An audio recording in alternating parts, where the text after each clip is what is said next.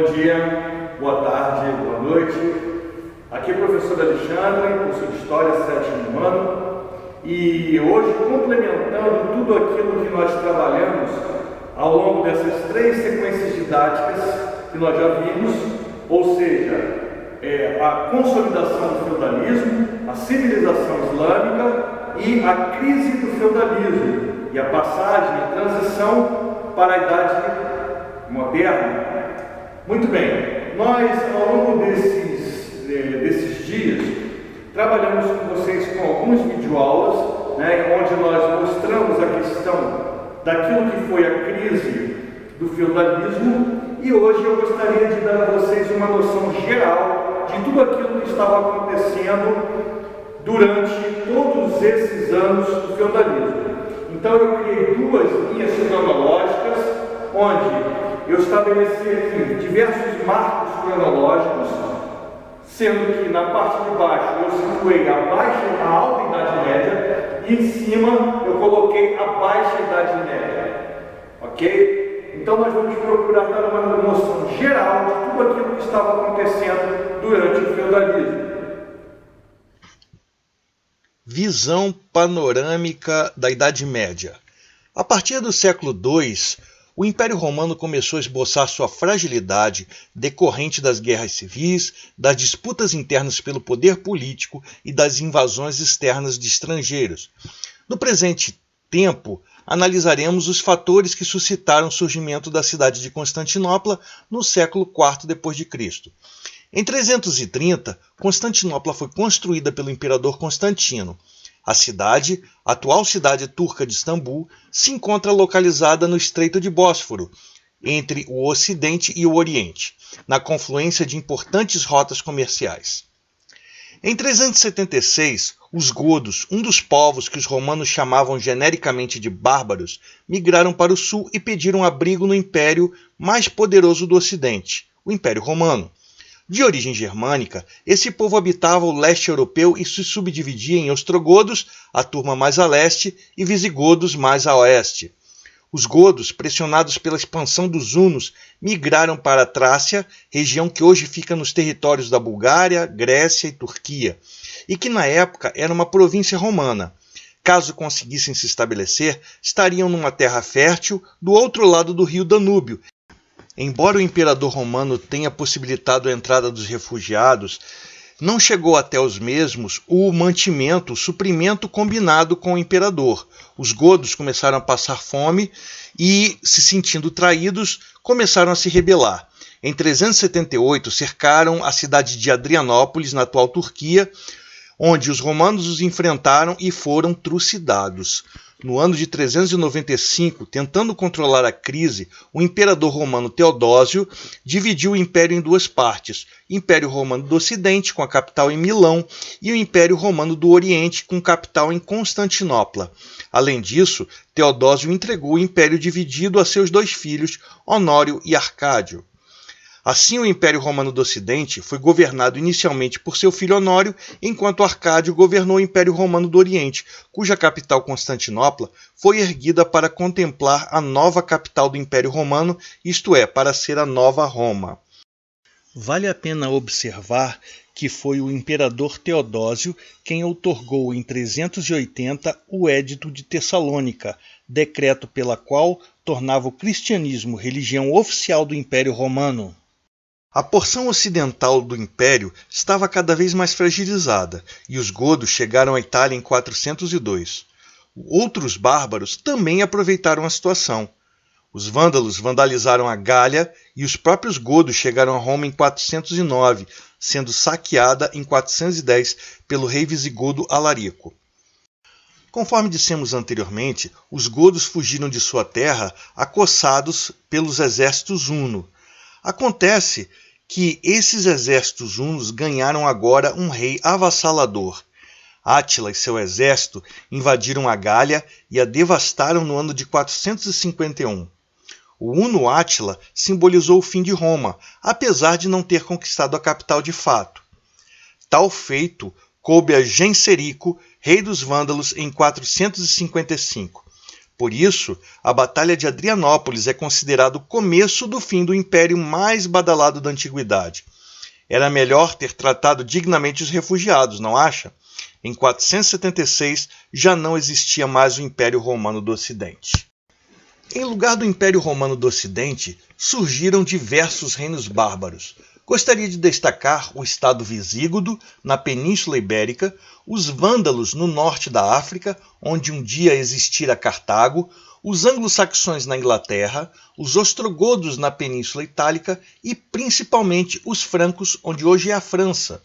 Esses reinos germânicos, entretanto, não tiveram grande duração, exceto o Reino Franco. Um bom exemplo disto é quando o Império Bizantino derrota os ostrogodos na Península Itálica em 555, durante o período em que esteve em seu apogeu. Início do feudalismo. Então, primeira data, quando nós iniciamos o feudalismo, 476 depois de Cristo, ok? Queda do Império Romano do Ocidente. E ao cair do Império Romano do Ocidente, imediatamente ocuparam o seu lugar diversos reinos germânicos, também conhecidos como os reinos bárbaros. No ano de 486, sobe ao trono do Reino Franco Clovis, o neto do famoso rei germânico Meroveu. Clovis dá início à dinastia dos reis meroveus no Reino Franco. Ele se converteu ao cristianismo em 496, quando faz uma aliança com os bispos da igreja. Seu trono se fortalece e o Reino Franco é o único dos reinos germânicos que continuará existindo 300 anos mais tarde. É ali também, no Reino Franco, que o feudalismo se apresenta na sua versão mais clássica, ocorrendo também com bastante força nas terras britânicas e na Europa Central. No ano de 527, sobe ao trono do Império Bizantino o imperador Justiniano. Sem sombra de dúvidas, o mais importante imperador bizantino, e levou seu império ao apogeu. Justiniano elaborou seu famoso código legal Corpus Juris Dominici, ou simplesmente Código Justiniano. Quando Justiniano morreu, em 565, o Império Bizantino começou sua decadência. Tanto é assim que logo depois as terras que Justiniano havia conquistado na Península Itálica vão se tornar o Reino Bárbaro Lombardo. Em 589, depois de muitos anos de divisão, a China é reunificada sob o imperador Yan Jian. Enquanto reinos germânicos emergiam e caíam na Europa, no ano de 613 surgiu em Meca, na Península Arábica, o profeta Maomé, pregando a submissão a Alá e o arrependimento dos homens a fim de se prepararem para o juízo final. Em 622, Maomé e seus seguidores são expulsos de Meca e se deslocam para Yatrib, futura Medina, naquilo que ficou conhecido como Égira. Em 630, Maomé e seus seguidores conquistam Meca e logo toda a Península Arábica. É o início da civilização islâmica. Maomé morreu 2 anos depois, em 632. Mais tarde, seus sucessores, os califas, estenderiam o Islã a muitas partes do mundo. Em 638, eles conquistaram Jerusalém e a Síria. Em 641, conquistaram o Egito. Em 651, conquistaram o Irã, a antiga Pérsia. Em 661, dão início ao Califado Omíada, na cidade de Damasco, na Síria, que irá reger a expansão islâmica até o ano de 750. Por esse tempo, vão se estabelecer no Maghreb, noroeste da África, em 668, chegando mais tarde à Península Ibérica no ano de 711, quando destruíram o reino visigodo. Finalmente, os muçulmanos foram barrados na cidade de Poitiers, no Reino Franco, pelo major-domus Carlos Martel, que comandava o exército franco.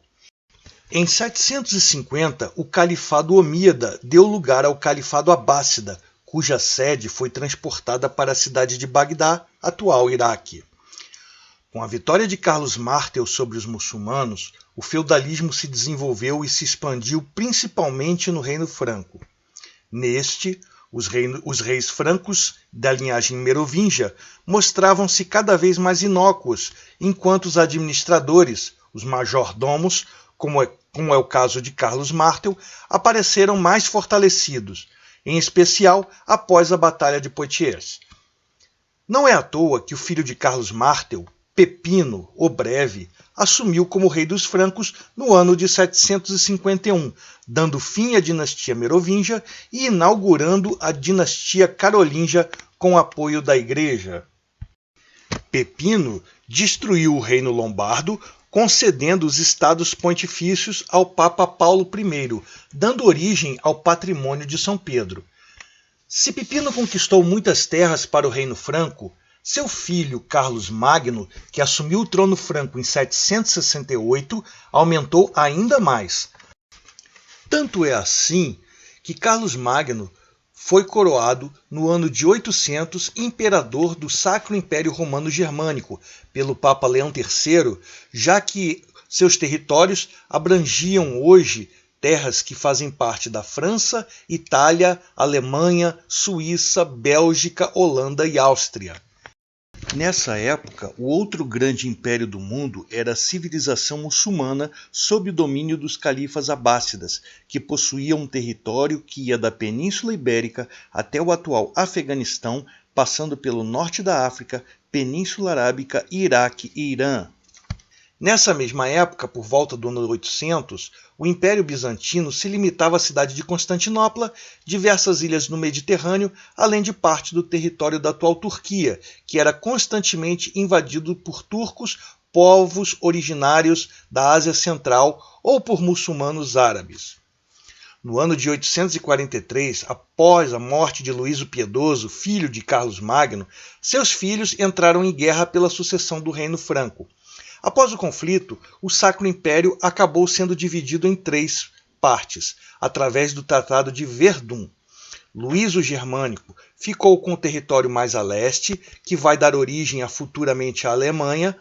No território mais a oeste, reinará Carlos o Calvo, no território que se transformará o Reino da França, e Lotário ficou com o Reino do Centro, porém Lotário morreu logo depois. Seu território se fragmentou, ficando uma parte para Luís o Germânico e outra para Carlos o Calvo. Uma parte dos territórios de Lotário dará origem à Itália. No ano de 829, os reinos anglo-saxões se unificaram na Inglaterra, porém no ano de 1066 foram invadidos e conquistados pelos normandos, povo de origem escandinava que vivia no norte do atual território da França. Importante, gente, é salientar que o rei, durante a Idade Média, ele era o comandante dos exércitos e ele comandava politicamente toda essa região que ficava sob o seu governo, sob o seu reinado, digo. Mas ele não governava efetivamente todas essas regiões, já que cada feudo tinha o seu senhor. E os senhores é que faziam as leis, as normas dentro do seu feudo. Certo? Então o rei não tinha ingerência para governar, para arbitrar tudo aquilo que estava acontecendo dentro do feudo. Tá certo? Mas para comandar os exércitos, para conduzir os cavaleiros, os nobres para a batalha, então quem fazia isso era o rei ou o imperador.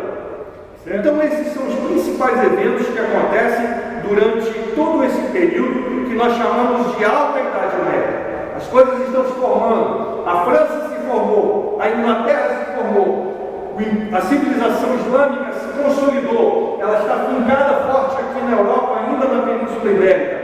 E o Império Bizantino está murchando cada vez mais, até o ponto dele chegar, já nessa época, a ser simplesmente a cidade de Constantinopla e poucos arredores da cidade.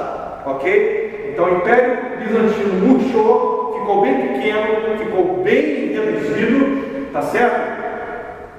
A civilização islâmica domina todo o norte da África, boa parte, a maior parte da Península Ibérica, toda a Península Arábica, boa parte da Ásia, tá certo? E na Europa muita coisa ainda está acontecendo, reinos se formando, reinos caindo, e a gente vai continuar daqui a pouco falando sobre a baixa Idade Média. Ok? Valeu, gente. Um abraço.